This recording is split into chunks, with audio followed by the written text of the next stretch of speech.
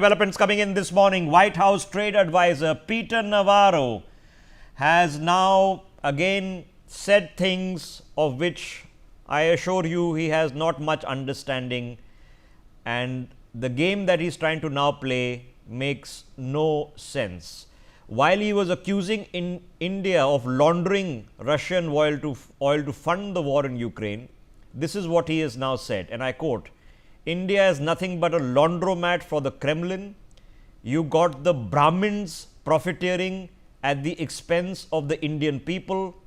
We need that to stop." Now, when you start increasingly sounding like George Soros, when you start saying that, all right, there's a caste issue in India and it's the Brahmins who are making all the money, you have absolutely no understanding, and what you're trying to do is achieving nothing. So, I have a humble suggestion to anybody watching this broadcast, because if you're an Indian, and I'm not a Brahmin, but if you're an Indian and you are now, whether you're an Indian living in the US and probably a Republican voter, you're probably there at the various events to support Donald Trump, and I know a lot of them, and you are now boiling in your stomach and getting really upset of people who know nothing about these matters passing this kind of commentary, and you want to give it back, this is where things start going wrong. So, let's dial it down. We have a disagreement. As far as India is concerned, it's a principled disagreement, and let me underline this. It is Donald Trump and his administration, Peter Navarro and everybody else, it's their duty to figure out the best for the American people. Tariff conversations are legitimate conversations. All countries, including the United States, has now infamously so, apply tariffs. India applies tariffs. It is India's responsibility to look after what it considers its interest. When two great countries sit together, each looking out for their own interest, it is for them to decide that there is a confluence of these interests to come to an agreement. All tariff negotiations in the world are normal, they happen all the time, and they are legitimate. So, if the premise was, as we understood it just a few years ago, that should India be investing in purchasing more, creating more jobs in the US, the answer is yes.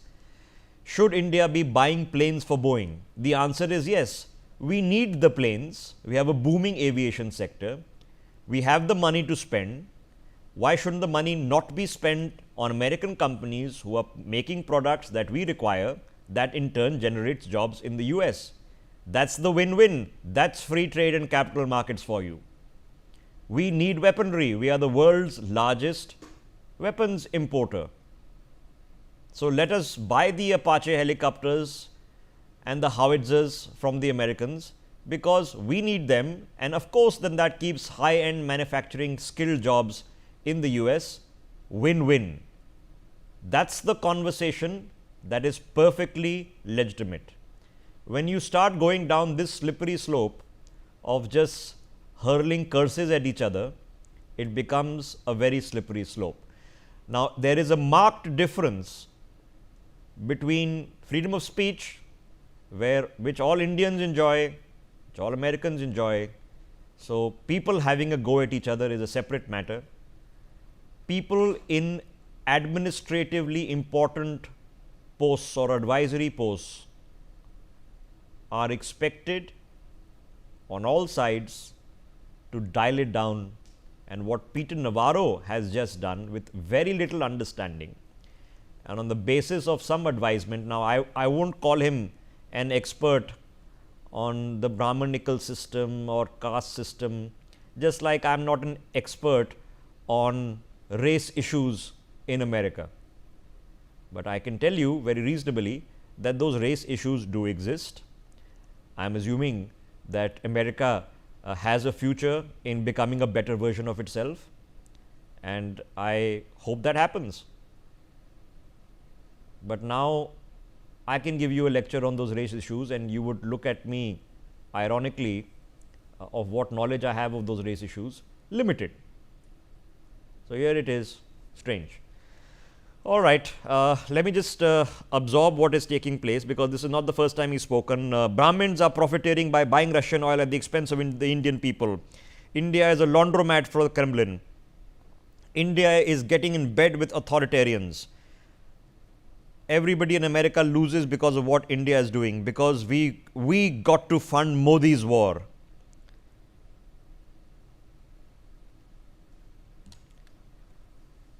The war in Ukraine is India's fault.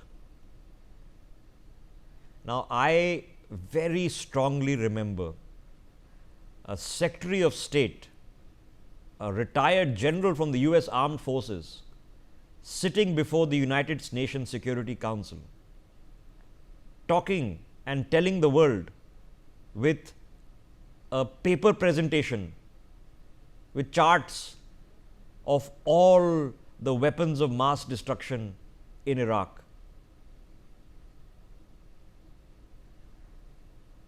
I find it strange that a Clinton administration employee is currently the unelected leader of Bangladesh. The past history of dealing with dictators is not with India, because it was Donald Trump that was hosting the Pakistani army chief for dinner in the White House just a few weeks ago. So it's at the hypocrisy level, we've lost the plot. So now we have to dial it down a little bit. So while we can rant and rave back at Peter Navarro, thankfully sensible people in India's government are not doing these things. Sensible people who work in our foreign service, who are involved in these processes in the commerce and trade departments, they're not doing these things. We'll have to hold our lip and tongue before we completely lose the plot, and Mr. Navarro would be advised the same. India and America are going to be doing business with each other. It is inevitable, and we are going to have to work with each other. Maybe not tomorrow, but next week. That's also inevitable, and we don't want to bring it down to this sewage level with a lack of understanding. Then it just becomes the point of departure. Let's listen in to what Peter Navarro has said. My guests are with us this morning. Megha is also with us from Tianjin, and we'll open up this conversation. Listen in to what he said. Understand what's going on here. You got Brahmins profiteering at the expense of the Indian people. Okay, that's the comment he's made to a US newscaster through the course of the late evening in the US as they go into late night and we go into early morning on this side of the world.